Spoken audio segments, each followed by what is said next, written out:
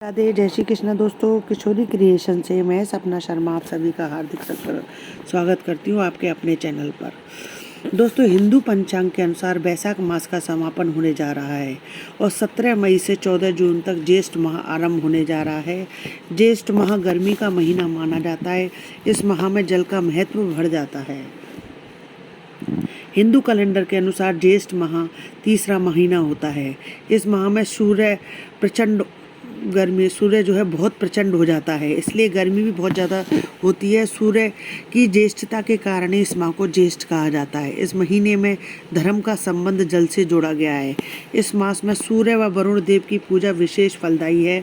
महर्षि स्कंद अपने शिष्यों को जेठ माह का महात्म्य बताते हुए बोले कि इस परम पुनीत माह में जल पिलाने का विशेष महत्व होता है। इस माह में जलदान, मटका दान दीर्घ फलदायी माना जाता है। जेठ माह में श्री हरि को सच्चे मन से पूजा, कथा श्रवण करने व सुनने से वैकुंठ धाम की प्राप्ति होती है। इस माह में अन्नदान, फलदान, जलदान, पंखा दान, जूता, चप्पल, छतरी का दान करने से अपार सुख की प्राप्ति होती है। जेठ माह में चंदन दान करने से देवता, ऋषि, मुनि और पितृ प्रसन्न होते हैं।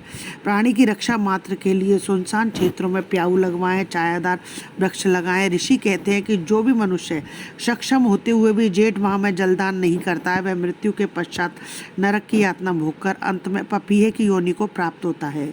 इसके पीछे की कथा बताते हैं। त्रेता युग में महिष्मती पुरी नामक एक स्थान में वेद शास्त्रों के ज्ञाता सुमित नाम के ब्राह्मण अपनी पत्नी व पुत्र के साथ रहते थे। पुत्र का नाम देव शर्मा था। एक दिन वह ब्राह्मण समाधि लगाने के उद्देश्य से वन में गए और श्री हरि विष्णु का ध्यान कर पास ही सरोवर के पास जल पीकर सरोवर के किनारे वृक्ष के नीचे आसन विष्णु भगवान का ध्यान करते हुए लेट गए और उस ब्राह्मण को नींद आ गई। अब जो भी जीव जंतु वहां जल पीने को आता, वह ब्राह्मण को सोया हुआ देखकर डर के मारे भाग जाता। इस प्रकार वह सभी जानवर पानी पीने से वंचित रह गए। कई जानवरों ने तो प्यास के कारण अपना दम तोड़ दिया। जब सूर्यदेव अस्त हो गए तब ब्राह्मण अपने घर वापस गया और अपने अनजाने में हुए पाप भी उन ब्राह्मण के साथ आ गए। अब ब्राह्मण बीमार रहने लगा और एक दिन उसकी मृत्यु हो गई। इस ब्राह्मण की पत्नी भी पुत्र और घर को छोड़कर ब्राह्मण के साथ ही सती हो गई। अनजाने में हुए पाप के कारण ब्राह्मण नरक की यातना भोगकर पपीहे की योनि को प्राप्त हुआ और उसकी पत्नी भी उसी योनि को प्राप्त हुई। दोनों चातक और चातकी योनि को प्राप्त होकर अपने पुत्र के घर के पास ही एक पेड़ पर रहने लगे।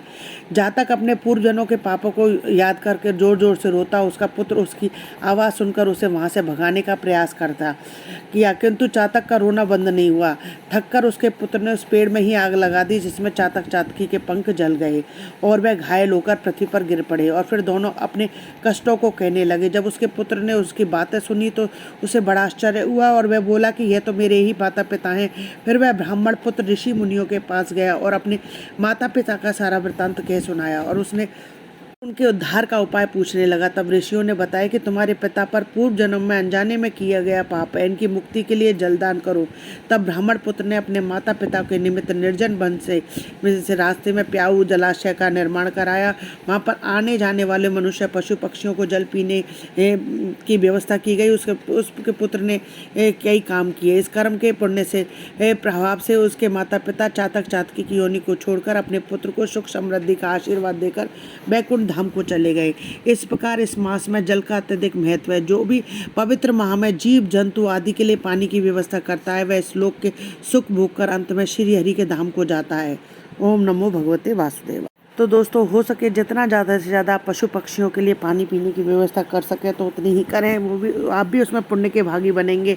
अगर किसी प्याऊ में आप मटके का दान कर सकें तो वो भी आपके लिए बहुत ही पुण्यकारी होगा। आशा करती हूँ आपको मेरे द्वारा दी गई जानकारी पसंद आएंगी। यदि आपको मेरा ये वीडियो पसंद आए तो प्लीज़ मेरे वीडियो को ज़्यादा से ज़्यादा लाइक और शेयर करें। यदि आप मेरे चैनल पर नए हैं तो चैनल को सब्सक्राइब करना ना भूलें। पास ही में बेल आइकन को दबाएँ, जिससे मेरे आने वाले हर नए वीडियो का नोटिफिकेशन आपको मिल जाए। जय श्री कृष्ण।